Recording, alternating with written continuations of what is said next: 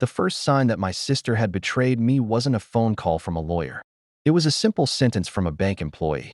She looked at her computer, frowned, then looked back at me. Mr. Bennett, according to our records, you voluntarily gave up your share of your father's estate. I laughed. I think you've got the wrong person. She didn't laugh back. My stomach dropped. Because 3 months earlier, my older sister had looked me in the eye and said, "It's just routine paperwork." Dad wanted everything split evenly. That was the moment I realized one of us had been living a lie. Before I tell you what happened, if you enjoy real-life revenge stories filled with family drama, hidden secrets, and satisfying justice, make sure to like this video, subscribe, and turn on notifications.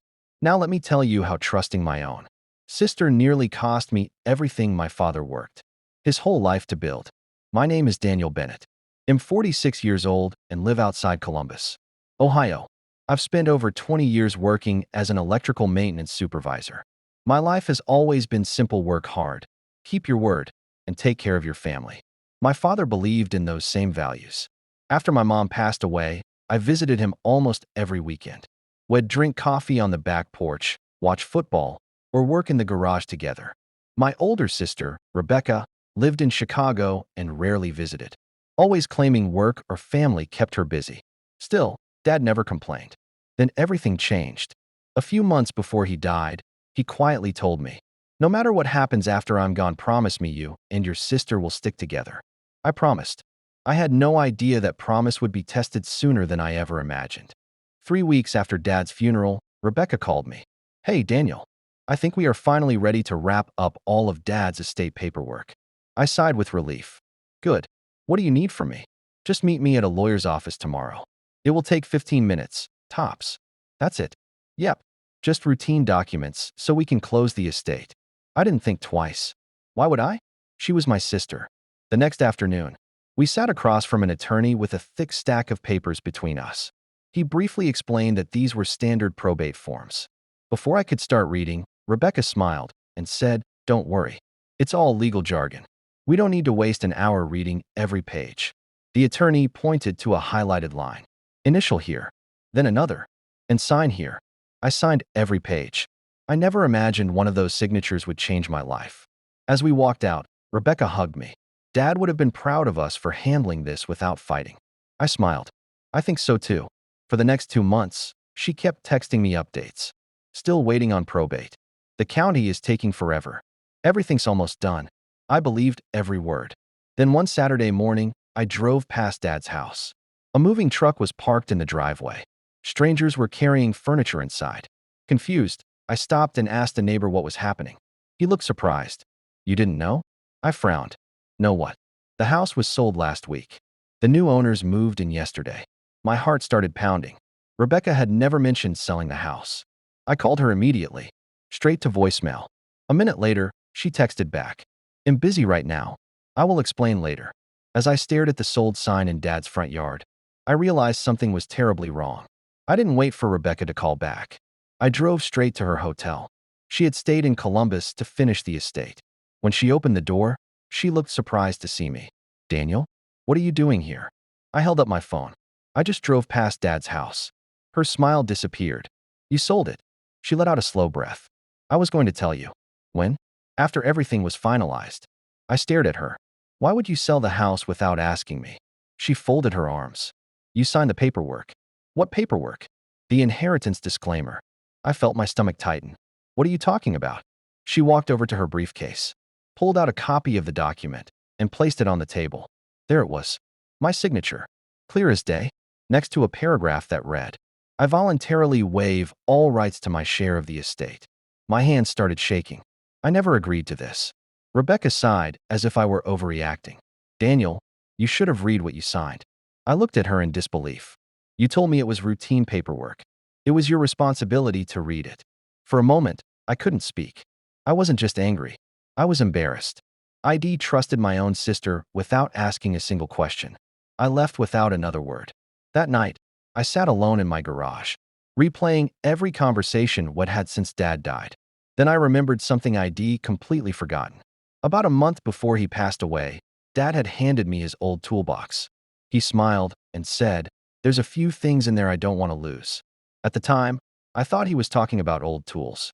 For the first time, I wondered, had he meant something else? I walked to the shelf, pulled down the dusty red toolbox, and slowly opened it.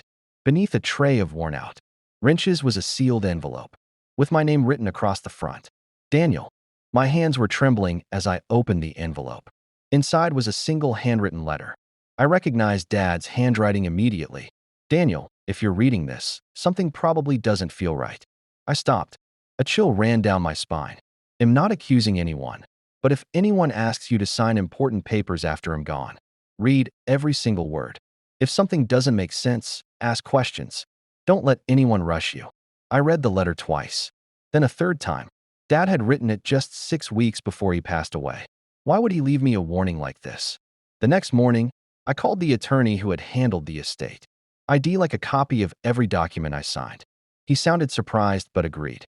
That afternoon, I spread the paperwork across my kitchen table.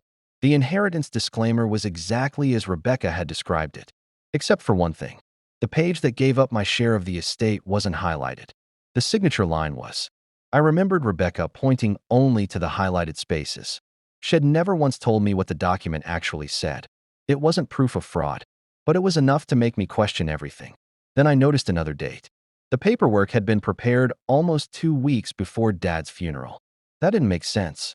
Rebecca had told me she hadn't started the estate process until after the funeral. So why were the documents already waiting? That evening, I drove to Dad's old neighborhood to speak with his longtime neighbor, Frank. When I asked if Rebecca had been visiting before Dad died, he didn't even hesitate. Oh, she was here all the time, he said. Then he looked at me and added something that made my heart sink.